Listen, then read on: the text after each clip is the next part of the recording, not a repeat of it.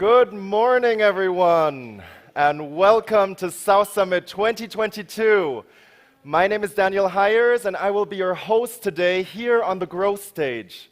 We have an amazing program for you because we are celebrating 10 years of South Summit. So we have more content than ever spread across 8 stages. And here on the Growth Stage, we're going to talk about all things around startups and scale-ups and how we can grow our impact and our businesses together. And we are going to have a packed schedule, so please take care of yourself and let's take care of each other, because isn't it very nice to be back in person with each other again? And so I don't really want to waste your time. I'd like to get right into it. We have a fantastic panel for you today that is going to talk about innovation, and more specifically about how corporate venturing can be a source of innovation. And here to moderate this fantastic panel, you could not be in better hands. We have the founder and general partner at Haruman Capital here, and he is not only a person with 15 years of experience in corporate finance, he's also a former rugby player, and he is counted among the top 100 Spanish economic leaders of tomorrow. Ladies and gentlemen, please welcome Igor de la Sota. Oh, thank you very much. So, Joseba, Ainhoa, and José María, if you can please. And well, thank you so much, everyone. I'm Igor de la Sota. As mentioned, I'm founder and general partner, co-founder and general partner of Cardamom Capital. So we are a European-Israeli venture capital company with offices in Israel and in Spain. And we're also VC experts. We have over a decade of experience investing in deep tech in the areas of AI, cyber, and big data. And part of our team comes from Samsung Ventures Israel. So we have a lot of experience on the corporate venture capital side. So as a matter of fact, in our first fund, we have as investors Repsol, Sabadell, Red and other corporates, other large corporates. So in the last year, we have seen a record number of corporations launching corporate venture units, as well as an unprecedented level of investment by these companies.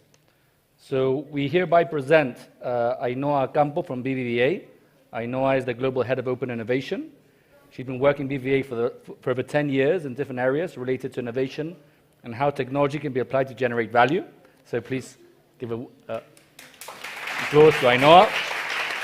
We have José María Ciota here on my left. He has co-authored more than 50 studies and publications. He's been a speaker in the most prestigious institutions. Since 2019, he's Executive Director of Entrepreneurship and Innovation Center at IESE Business School.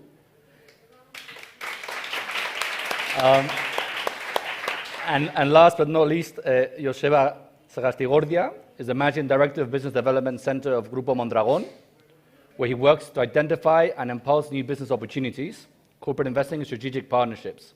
He's also a board member and advisor in several startups and entrepreneurship platforms in the Basque Country. So, first question, could you describe how was 2021 for the industry in your eyes, and how it differs from what we currently see in the market? Ainhoa, then if you'd like to start, please. Well, I think that we've been talking about that for this last couple of months, or this year, that last year was an amazing year in investment, in the side of the viewing of investment, in all the corporate and investment side. Here in Spain, the investment has been more than 4 billion euros in startups. And this year, as we have had these different troubles or problems with the war, with the different height in prices and all this stuff, we are lowering the level of investments, no?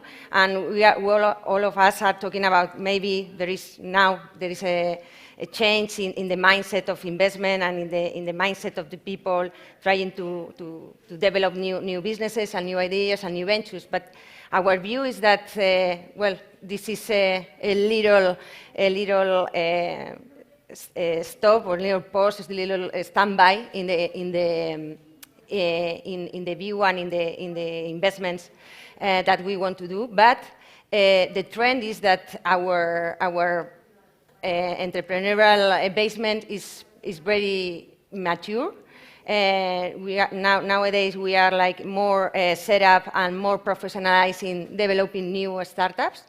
So our idea is that there is a trend in improving for the next year the level of investments and the level of development in the different sectors that are now taking part of this ecosystem. Thank you. Thank you, Ainhoa. Jose Maria, would you like to add anything to Ainhoa's comments on that question? Sure, maybe supporting your points, and thank you, because I'm very glad to be with all of you today. I would say we have some positive news, some bad news, and some opportunities for the future. And first of all, I would say on what I'm going to describe with data, the definition of corporate venturing, when you mention the field. So the field, I'm going to assume the following definition: corporate venturing and any collaboration between an established company and an innovative startup. So not only corporate venture capital, but corporate accelerators, venture clients, and others.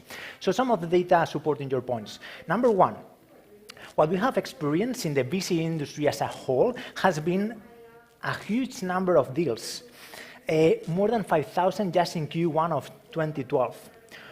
Out of those, 1,500 have been coming from the CVC industry, around 80 billion, just in the Q1 of 2020. Moreover, there has been, more than previous years, a tremendous increase of number of new CVCs in the market. For instance, Tedeca Ventures and many others. 17% of the recent investments have been from new CVC venture arms. However, we have seen also some bad numbers. On terms of unicorns, we have reduced from 62 on 2021 to 30, although we have to wait until the end of the year. Half of the number of bucket created unicorns in Q1, between 2021 and 2022. Moreover, if you check these collaborations between established companies and an innovative startups, according to our recent research that we have done at IESE, 69.4% of these collaborations fail, have not achieved the desired results. And there I would say, if you ask me for the future of the industry, I foresee two trends. One is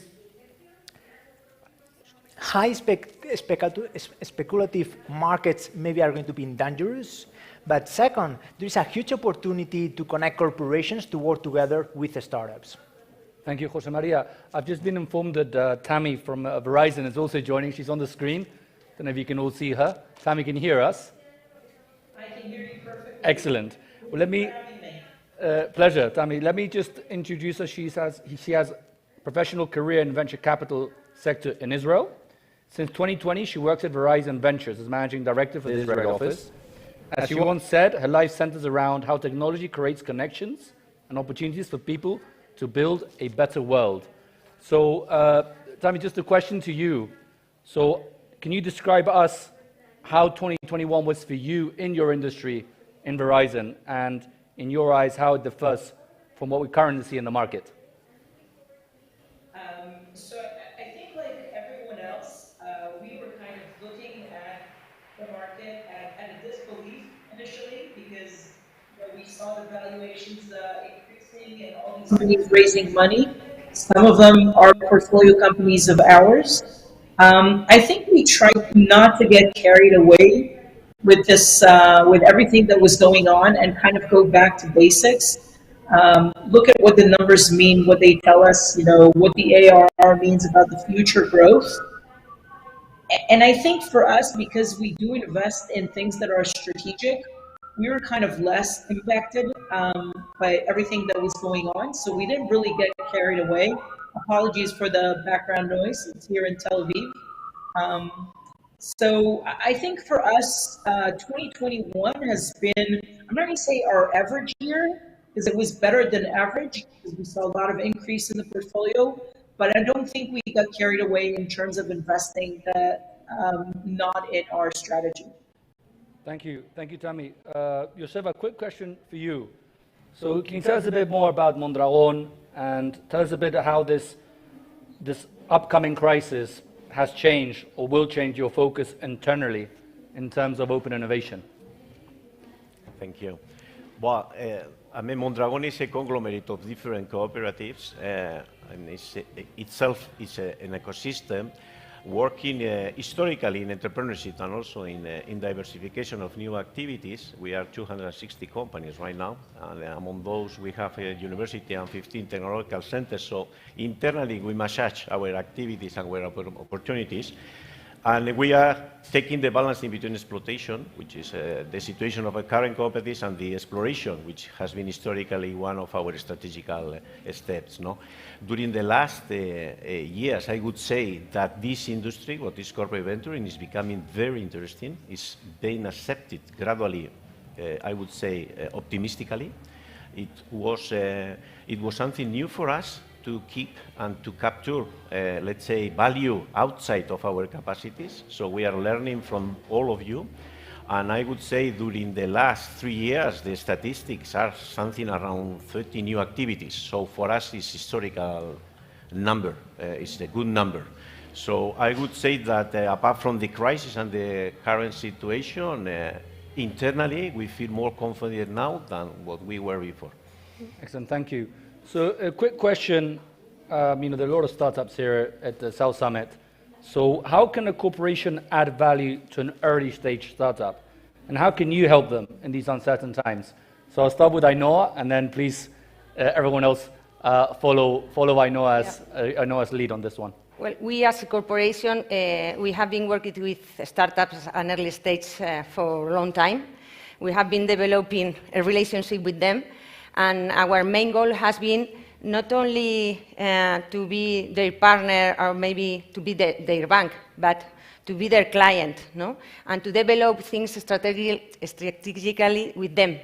So from BBVA, from Open Innovation, what we have done is try to develop an internal process that help us and help them to make things happen, no? Because we think that give them business is, as they are the first, for them, the first goal is to have clients. So we want to be their client, and we want to develop their product with them. So what we try mainly is to work with them in a smooth way, which is very, very complicated for a bank as us, because we are a regulated company, we have a lot of many control areas.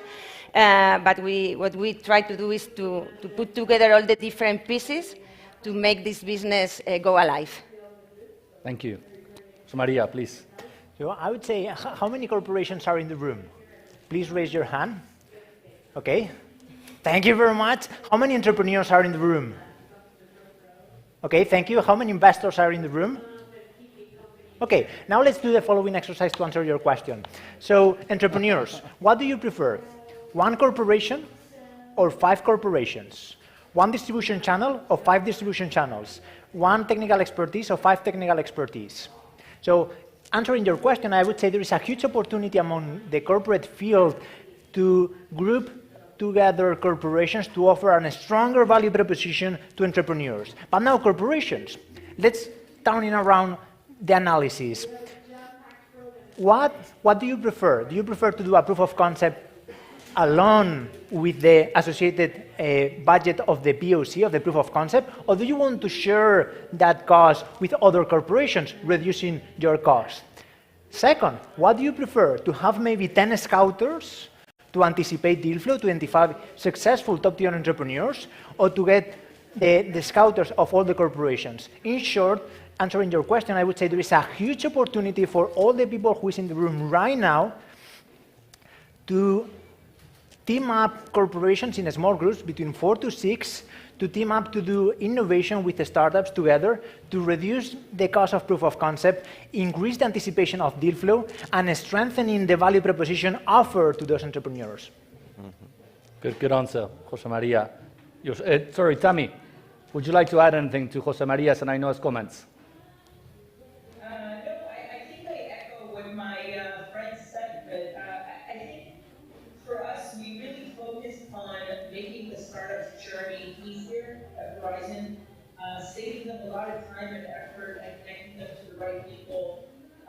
And they can hear firsthand what a top-tier telco is actually looking for. So I think that's kind of what we bring to them. And later on, obviously we can bring the scale of Verizon, which is also significant. Excellent. Joseba, would you like to add anything to that? Yeah. Simply, in our case, we try to fit the triangle, means that we have the fund, the internal fund, the venture capital fund, but also we add a cooperative, a business unit. In our case, is one of our businesses should be, let's say, accepting to have a relationship with that business opportunity, with that startup, no? So the triangle is for a long-term relationship. This is one of our clear aims, is trying to give channels, trying to reach the market with our capacities, of course, the industrial capacities. We like to say every time that we have the opportunity that we like the industrial entrepreneurship, so we like to develop products and to develop industrial processes, because we feel confident on that. So if the mixture in between those relationships is interesting, we will be fluent and we will be following this trend in the future as well. Excellent, thank you. What do you think, and it's an open question to the four of you, what do you think about the recent trend of corporate ventures becoming purely financial, invest in a startup and only start working with them, once they start maturing? So this is a trend that we're seeing more and more often. So what are your thoughts about this trend that's it's heightening with time? Again, open to any of you that want to answer. Jose Maria, would you like to start?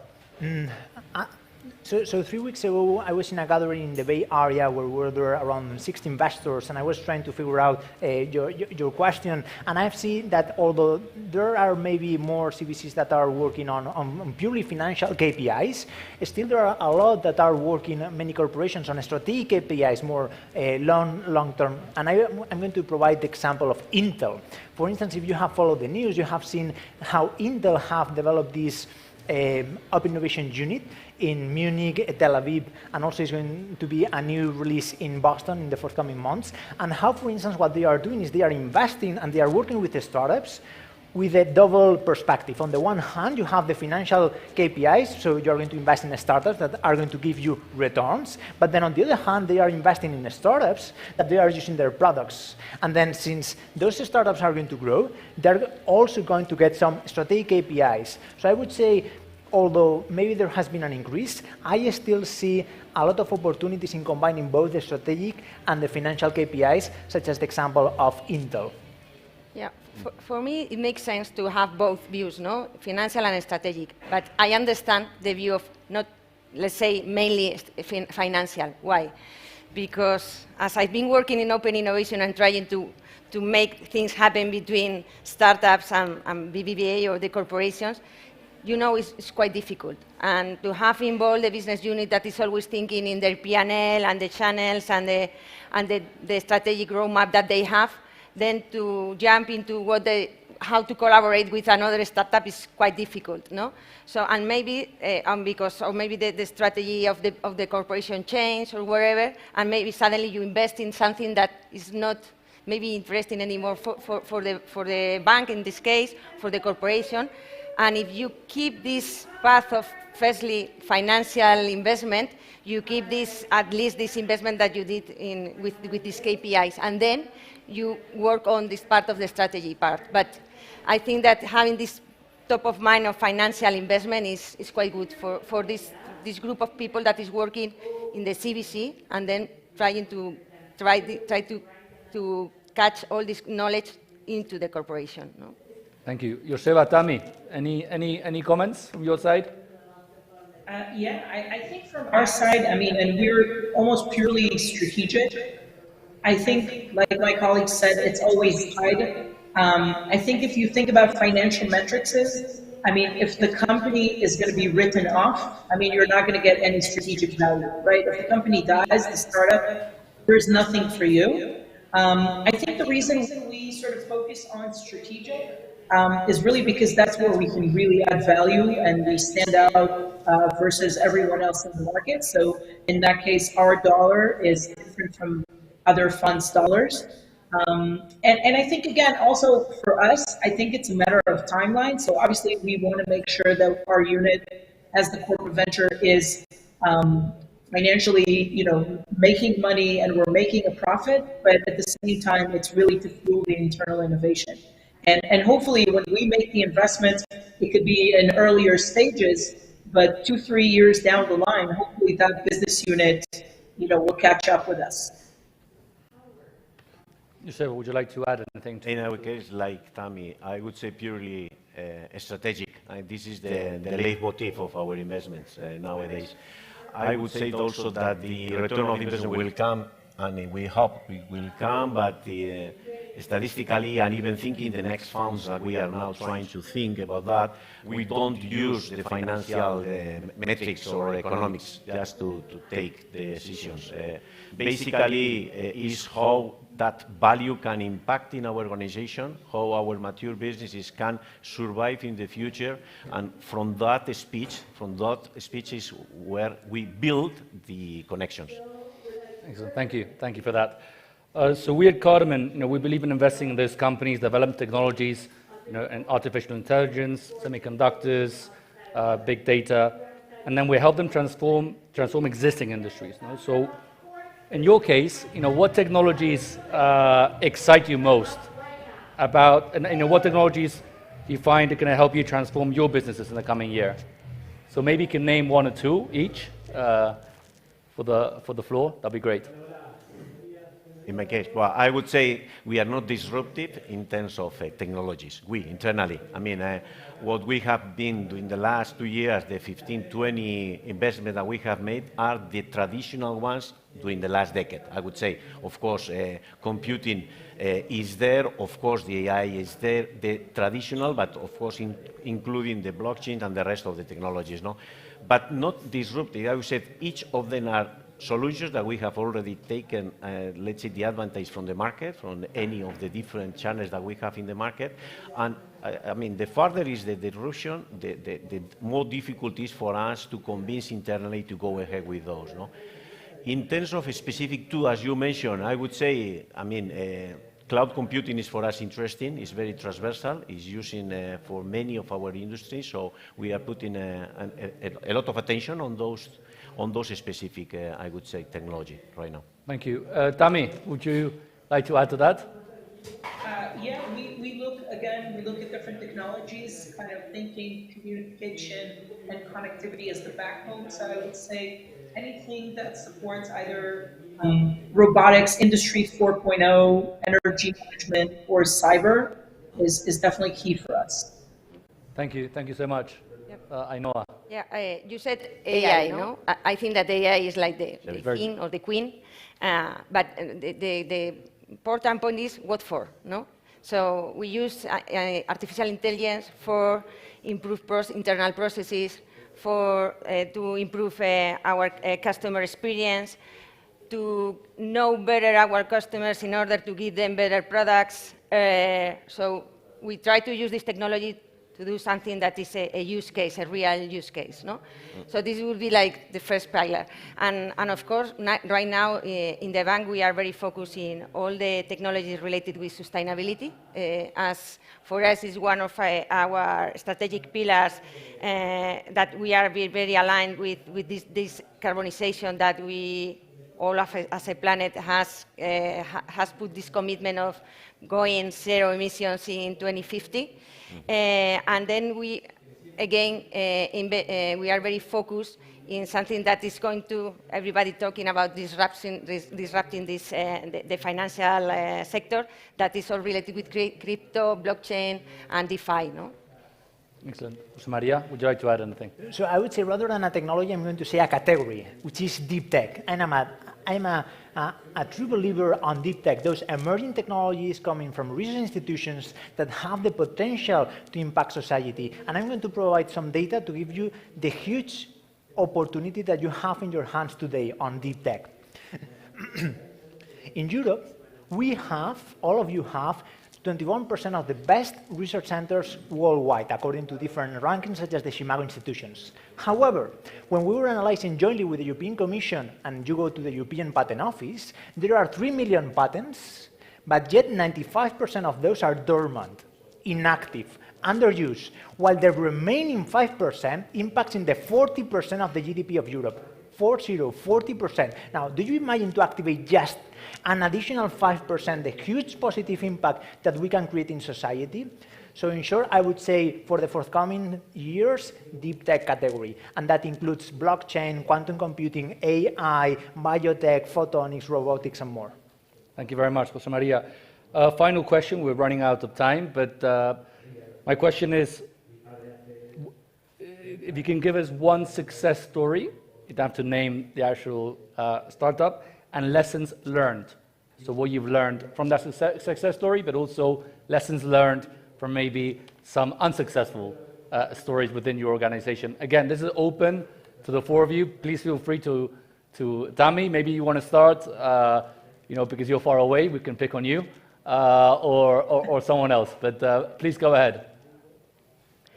Well, if you want, I can share with you a pilot, but it's not only a pilot. It's already, we are working with this company that is called here in Spain, Centimer, that they has helped us to improve the customer experience when you are doing an onboarding at BBVA, because I know it's a nightmare. You have to give us a lot of information, not because we want, but because again, I always say the same. We are a regulated company and we have to compliance with many things. And I know that it's a nightmare to do that, no? And so we had a lot of churn rate or a lot of customers that were leaving this process. And with this Centimer solution, they help us to improve this customer experience and to improve this onboarding rate from 41%, I think, to 61%. So for us, it has been a very good success with our clients. The things that we have learned working with the startups is that it has been a success, but then we have a lot of internal different people to put together in the same room to say yes to this project, because the bank is not used to work with this kind of companies. So for us, it's like a challenge every time we do something with a startup. So yes, this will be the success story. And sometimes these failures comes because we don't put together all the different internal points of decisions to say, because sometimes we have people from data protection, and that we have to take care that with all this data from our clients in a very hard sense. So for example, when we work with this kind of companies, we have to be very, very we have to have a lot of care with this kind of data points. Thank you. I know, Tammy, I know you were about to say something, but we interrupted you. Please go ahead. No interruptions. I think it's a similar case, but it's a company we invested in, I think, over 2 years ago. And since then, we tried to connect the right business units. And it took forever. And I think most of the time, we just had to get people in both organizations to really try and talk to one another. And I'm super happy that it's finally coming to fruition, and it's got the entire Verizon scale, which is millions of different routers. So I think it's like, for us, it's a success, but the key lesson is that you always have to be there and make sure the process is run smoothly between, I would say, the polar opposites, a startup and a big corporate. Thank you so much, Tammy. Unfortunately, our time is up, but I'd like to please give a round of applause to our speakers, to Ainhoa, to Tammy, to Jose Maria, and to Joseba. And thank you so much, everyone. Thank you. Gracias. Wonderful. Thank you very much, Igor. Thank you very much to this fantastic panel. You've heard it, 4